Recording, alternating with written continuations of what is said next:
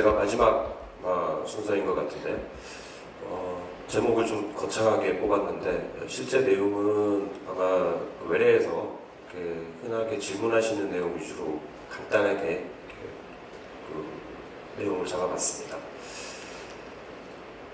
자, 앞에서 이제 항암치료에 대한 얘기를 저희 종양내과 선생님께서 해주셨고요. 저게 모든 유방암 환자들은 항암치료가 필요하다.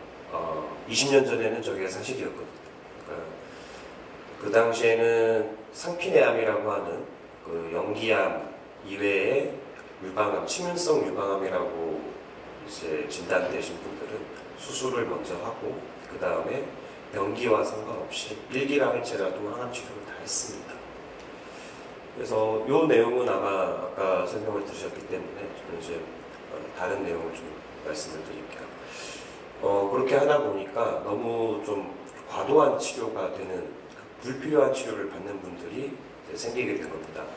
특히나 이제 조기 유방암이라고 하는 1기, 2기 그런 환자들 중에서 이제 A형, U형이 저희 이제 호르몬 수용체만 발현이 되고 그다음에 허트라는 거는 발현이 안 되는, 그러니까 흔히 얘기해서 아주 순환암이라고 저희가 표현을 하는데 이제 그런 환자분들은 이제 암이 천천히 자라고 이러기 때문에 항암 치료가 별 도움이 안 되는 경우가 많습니다.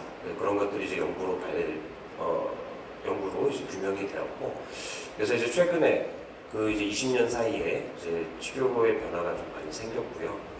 그래서 가급적 초기에 그런 암들이면서 호르몬 수용체만 있는, 그것도 2개의 호르몬 수용체가 다 발현되고 그 다음에 천천히 자랄 거라고 예상되는 그런 저희가 뭐 KI67이라고 하는 그런 수치가 또 낮은 경우, 이런 경우는 이제 항암 치료를 안 하는 경우도 많이 생기게 됐죠.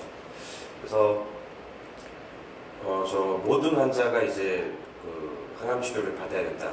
그게 현재는 잘못된 그런 오해로 생각을 하시면 될 것 같습니다.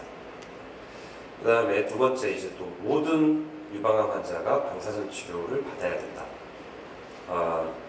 저거는 이제 한 절반 정도는 맞는 얘기고요.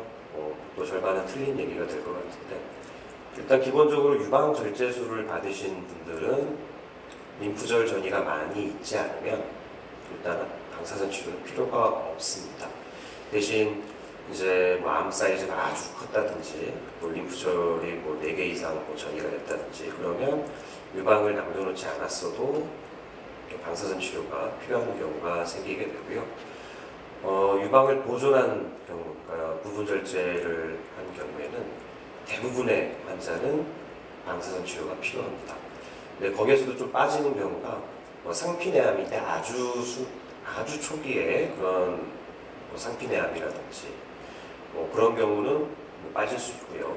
그 다음에 연세가 좀 많으시거나 환자분의 건강 상태가 이제 방사선 치료를 안 하는 게 오히려 도움이 되는 그런 경우에는 이제 방사선 치료를 안 할 수, 부분 절제를 하더라도 안 할 수가 있습니다. 그래서 좀 방사선 치료에 대한 내용은 원래 이렇게 강승희 교수님이라고 저희 이제 방사선 종양학과에 계시는 교수님인데 외래에서 아주 설명을 잘 해주시기 때문에 제가 구체적인 내용은 좀 빼고 넘어가겠습니다. 그 다음에 여기서부터가 이제 제가 말씀드릴 좀 약간 오해인데요. 자, 5년이라는 저 기준이 왜 나왔을까요? 그래서 우리나라는 이제 가장 중요한 저 기준이 보험입니다. 보험. 건강보험에서 5년을 산정특례 기간이라고 해가지고 암 환자 건강보험이 되는 암 환자 치료에 사용되는 약제라든지 뭐 검사라든지 이런 거를 5%만 본인 부담을 하게 되어 있습니다. 물론 최근에 나온 좀 굉장히 가격이 비싼 그런 항암 표적치료제라든지 이런 거는 뭐 선별급여라고 해서 30%를 본인이 부담하는 경우도 있고 이게 좀 경우에 따라서 좀 틀리긴 한데요. 그래서 우리나라는 이제 암의 종류와 상관없이 5년이라는 거를 딱 해놨습니다. 그래서 그 기간 안에는 치료비를 이렇게 95% 정도를 국가에서 건강보험 재정으로 지원을 해주고요. 근데 나머지 5%는 이제 환자 본인 부담이 됩니다. 대부분의 암이 또 5년이라는 그 이유는 대부분의 유방암뿐만 아니고 다른 암들도 재발을 하는 경우가 있지만 그 기간이 보통 5년 이내에 재발을 많이 합니다. 특히 이제 조금 자라는 속도가 빠르다든지 좀 예후가 안 좋을 걸로 알려진 그런 암들은 더 그렇고요. 유방암 같은 경우에는 계속 말씀을 드리는데 이제 하나의 암으로 안 보고 4가지 정도 또는 5가지로 나누기도 하는데요. 그 수용체 상태에 따라서 이렇게 나눠서 각각 재발하는, 그러니까 치료도 틀리고 재발하는 패턴도 좀 틀립니다. 그래서 이건 앞에 아까 원래 교수님께서 슬라이드를 보여드렸는데 대부분 이제 5년 이내에 재발하는 게 한 92% 정도 되고 그 중에서도 이제 3년 이내 재발이 제일 많죠. 그래서 저거는 이제 뭐 2년째 재발률이 한 5.6%는 병기에 상관없이 모든 환자를 대상으로 한 거기 때문에 물론 병기가 높을수록 재발률이 높을 거고요. 중요한 건 10년이 지나도 경우에 따라서는 재발을 할 수 있다는 거고요. 특히나 호르몬 수용체가 양성인 좋은 예후를 가질 걸로 알려져 있는 그런 치료를 받으신 호르몬 치료를 받고 이런 분들은 약을 먹는 동안에는 재발을 잘 안 하다가 약을 예전에 이제 5년만 먹었었는데 5년 먹고 딱 끊으면 그 뒤에 몇 년 정도 지나서 국소 재발이라든지 아니면 뭐 다른 부류 재발이라든지 이런 게 좀 왕왕 생깁니다. 많이 생기는 건 아니지만. 그리고 이제 병기별로 당연히 기수가 높을수록 처음에 이제 진단 당시 기수가 높을수록 재발률이 높은 것은 좀 당연한 그런 이야기고요. 그래서 이제 뭐 항암 치료라든지 방사선 치료라든지 이런 거를 하는 이유 자체가 그런 재발률을 낮추려고 합니다. 앞에서 제가 맨 첫 번째 이제 얘기하면서 말씀드린 하지만 모든 환자한테 이제 항암 치료가 필요한 건 아니기 때문에 적절한 환자들을 골라서 저희들이 치료를 하고 있는 것입니다. 재발을 했을 때 이제 부위고요. 예전에는 저희들이 이제 전공의하고 뭐 이렇게 한 20년 전, 15년 전 이때는 이제 외울 때 뼈, 폐, 간 이런 식으로 저희 호발한다고 되어 있었는데 그게 이제 암의 타입에 따라서 좀 틀리고 재발 부위가 그리고 국소 재발도 많고 하기 때문에 저희가 그 재발이 되는 경우에는 조기 발견을 하게 되면 그것도 완치가 가능합니다. 특히나 이제 국소 재발인 경우에는 수술을 다시 해서 완치를 하고요. 대부분 아마 방사선 치료를 이제 받았던 환자분들, 그러니까 부분 절제를 하고 방사선 치료를 받았던 환자분일 건데 그런 경우라면 어쩔 수 없이 유방을 이제 절제하는 수술을 해서 국소 재발에 대한 치료를 하고 있고요. 그다음에 항암 치료도 받으셔야 되는 경우가 대부분이고 또 허투라는 그런 거에 그 과발현 유무에 따라서 저희가 표적 치료라든지 이런 거를 하게 됩니다. 그리고 뼈라든지 이런 데 전이가 된 경우에는 그 부위에 대한 통증 완화 목적으로 저희가 방사선 치료나 이런 걸 하고 있고요. 네. 그래서 그러면 5년 이후에는 재발에 대한 검사는 필요 없다. 이것도 이제 잘못된 그런 오해고요. 왜냐하면 제가 말씀드렸다시피 대부분 재발은 5년 이내지만 5년 이후에도 간간히 재발을 하는 경우가 있기 때문에 적어도 1년에 한 번 정도는 저희가 검사를 하고 있고요. 물론 5년이 지난 시점에서는 저희가 전신 검사는 잘 안 하죠. CT 찍고 뼈 스캔하고 이런 거는 잘 안 하지만 유방에 대한 검사는 5년이 지난 상황에서도 해야 됩니다. 저희가 이제 국가암검진 사업에 의해서 우리나라는 40세 이상의 여자분들 모든 국민에 대해서 2년에 한 번씩 유방 촬영술을 찍게 돼 있죠. 이런 분들은 이제 암 환자도 아닌데 그냥 2년에 한 번씩 이제 검진 목적으로 찍습니다. 하물며 이제 유방암 수술 받으신 분들은 5년이 지났다고 해서 이제 재발에 대한 그런 안심해서는 안 되고요. 적어도 1년에 한 번 저희가 유방 촬영술과 초음파 이런 걸 합니다.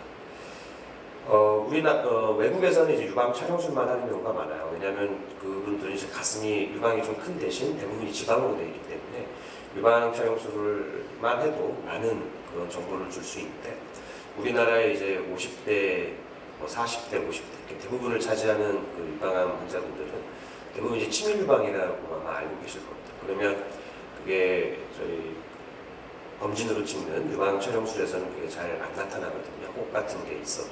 그래서 초음파를 항상 저희가 하고 있고요. 그래서 재발 예방을 위한 수칙은 책자에 다 나와 있기 때문에 저는 뭐 자세하게 언급은 안 할 거고요. 항상 정기 검진 꼭 하셔야 됩니다. 그래서 5년 이내에는, 그러니까 치료 수술 받고 5년 이내에는 뭐 3에서 6개월 간격으로 저희 외래를 다니시면서 필요하면 뭐 검사를, 뭐 피검사, 혈액 검사라든지 그런 영상 검사들을 저희가 진행을 하고 있고요.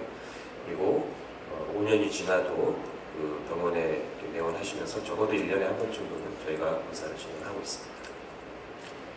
이거는 앞에 영양부에서 했을 슬라이드에 이렇게 넣어서 그런 생각했는데 다른 쪽에서 아까 넣었더라고요. 그래서 회를 먹으면 안 된다. 이것도 잘못된 오해고요. 다만 이제 항암 치료하는 그런 경우에는 저희가 이제 식중독이라든지 뭐 그런 기생충, 뭐 바이러스 감염 이런 게 생길 수 있기 때문에 그 기간에는 이제 날것, 채소도 너무 이렇게 좀 그런 너무 이제 싱싱한 거라고 해야 되나요? 그런 거를 드시는 것보다는 살짝 데쳐 드시고 이렇게 하라고 말씀을 드리죠. 그거는 이제 감염 때문에 그렇습니다. 그래서 이제 항암 치료만 다 끝나시면 면역력이 어느 정도 회복이 되시면 회 드셔도 되고요. 다른 음식들도 다 드셔도 됩니다. 하고 뭐 유방암 치료 중 또는 뭐 그 호르몬제 드시고 계시는 뭐 그런 상황에서 외래에서 자주 물어보시는 커피 되냐고 물어보시면 커피 되죠. 예, 드셔도 됩니다. 다만 이제 그 뼈하고 조금 연관이 있으니까 그 커피도 하루에 한 잔 정도, 많이 드셔도 한 2잔 넘지 않게 그렇게 드시면 될 것 같고요. 오히려 저런 뭐 이렇게 그냥 좀 내려 드시는 커피 저런 건 괜찮고 믹스라든지 이런 거에는 이제 다른 뭐 프림이라고 하는 뭐 그런 것도 들어있고 설탕도 들어있고 하니까 오히려 그런 거를 좀 빼고 드시면 좀 크게 상관이 없을 것 같습니다. 이거는 이제 뭐 다른 지금까지는 이제 환자분들 대상으로 제가 뭐 흔한 오해들을 말씀드렸고요. 이거는 흔히 이제 물어보는 그런 질문들입니다. 그래서 뭐 유방암에 더 걸리기 쉬운 사람이 있나요? 결국 이제 암이라는 거는 우리 몸속에 있는 유전자가 변형이 돼서 생기는 질환입니다. 그게 이제 뭐 가족력이 있어서 가족 어머니나 아버지나 뭐 이렇게 위에서 받아 내려오는 유전이 있을 수도 있지만 그거 말고 생활 습관이라든지 뭐 알코올 섭취라든지 이런 거에 의해서 이렇게 더 걸리기 쉬운, 그러니까 위험도가 올라가는 그런 것들이 있죠. 그래서 대표적으로 이제 알려져 있는 게 그 여성 호르몬의 노출이 오래되는 경우, 그러니까 초경이 빠르고 폐경이 늦고 뭐 출산을 안 한다든지, 그 다음에 폐경 후에 비만이 생기면 이제 또 호르몬 수치가 올라갈 수도 있고, 그렇기 때문에 위험자로 꼽을 수 있고요. 그 다음에 알코올은 이제 확실하게 알려져 있는, 그 연관관계가 확실히 알려져 있는 그런 유일한 위험인자입니다. 우리가 먹는 것 중에. 그래서 저 알코올도 어쩌다 한 번씩 그냥 뭐 맥주 한두 잔 드시는 것까지 문제가 되지는 않는데 지속적으로 드시는 경우 저거는 충분히 문제가 되고요. 특히나 이제 뭐 서양 사람들은 저녁 때 와인하고 이제 뭐 이렇게 그 고기, 뭐 스테이크 이런 거 이렇게 먹는 그런 걸 굉장히 좋아하는데 그런 것도 이제 문제가 될 수 있습니다. 매일 저녁 이렇게 와인 한두 잔 먹는 것도 별로 좋지가 않습니다. 유방암 쪽에서는요. 그 다음에 뭐 가슴 통증이 느껴진다고 이제 제 외래에 이제 오셔서 초기 증상이 아닐까요? 이렇게 물어보시는 있는데 보통은 이렇게 생리 주기에 따라서 나타나는 통증이라든지 아니면 양측에 이제 나타나는 그런 통증 이런 거는 보통은 큰 의미는 없습니다. 그리고 오히려 유방암 같은 경우에는 뭐 크기가 작고 이런 경우에 통증을 또 유발하지 않죠. 너무 피부 쪽에 가깝다든지 아니면 흉벽 쪽에 가까워서 눌리는 그런 증상이 생기면 그때 이제 통증이 나타날 수 있는데 보통은 이제 무통성, 그러니까 통증이 없는 만져지는 혹 이게 이제 유방암의 전형적인 그런 증상이거든요. 그래서 통증은 뭐 크게 유방암하고는 연관관계는 별로 없는데 그래도 그게 장기간 지속되고 그러면은 삶의 질도 떨어지고 굉장히 이제 걱정하시는 거기 때문에 적당한 이제 적절한 검사 같은 걸 해서 거기에 맞는 치료를 받으시면 될 것 같고요. 자, 그리고 이제 아까 얘기했던 위험도하고 좀 관련이 있는 내용이고요. 엄마나 뭐 이모, 고모 이렇게 주로 여자 쪽에 많이 걸리는 거기 때문에 그런 경우에 이제 유방암이 있다면 직계 가족이 유방암이 있으면 뭐 두세 배 상승하고 보통 한 4배 이상 상승하는 경우도 있습니다. 그러니까 직계 가족 중에 뭐 2명 있거나 아니면은 어머니랑 이모가 유방암이다. 이러면 이제 확률이 확 올라가겠죠. 근데 그런 분들은 좀 이제 검진 스케줄이나 이런 거를 다른 정상적인 그런 그 위험 인자가 없으신 분들하고 다르게 저희도 잡아서 좀 짧게 이렇게 진행을 합니다. 그리고 가족력이 좀 강하게 의심되는 그런 경우에는 유전자 검사를 저희가 또 하고 있고요. BRCA1, 2라는 좀 가장 잘 알려져 있는 그런 유전자 검사를 환자분한테 해서 환자분이 만약에 그 유전자를 가지고 있으면 딸이라든지 이렇게 자녀분한테 이제 그 유전 형질이 유전이 될 수가 있기 때문에 그런 경우에는 이제 유전자 검사를 권유를 드리고 있습니다. 그 다음에 이게 양성 종양 중에 섬유선종이라는 게 가장 이제 흔한 양성 종양입니다. 이것도 잘 만져지고 그래서 깜짝 놀라서 오시는 분들이 있고요. 저거 이제 초음파하고 또는 이제 조직 검사까지 해서 섬유선종이 나왔는데 이제 환자분들이 물어보죠. 이거 놔두면 아무나 안 되냐? 안 됩니다. 쟤는 그냥 그대로 끝까지 섬유선종으로 가고요. 물론 크기가 뭐 갑자기 커지고 이러는 경우는 다른 이야기고 다른 질병일 수 있기 때문에 그거는 뭐 조직 검사를 또 다시 한다든지 저희가 그렇게 하고 있고요.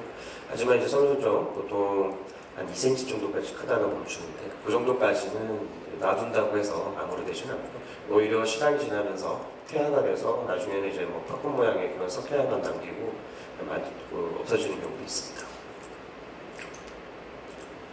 평소 뭐 건강한 식습관과 규칙적인 운동을 하고 있습니다. 그래도 유방암 검진을 받아야 합니다. 그래서 원인이 왜냐하면 원인이 너무 다양합니다. 그 암을 일으킬 수 있는 그런 원인은 너무 다양하기 때문에 저렇게 건강 관리를 잘 하셔도 걸릴 경우가 충분히 있습니다. 그래서 유방암에 대한 검진은 반드시 본인이 이제 자가 검진하는 것부터 시작해서 2년에 한 번, 그러니까 유방암 환자가 아니더라도 2년에 한 번 정도는 검진을 받으셔야 됩니다. 예, 제가 말씀드릴 내용은 여기까지고요.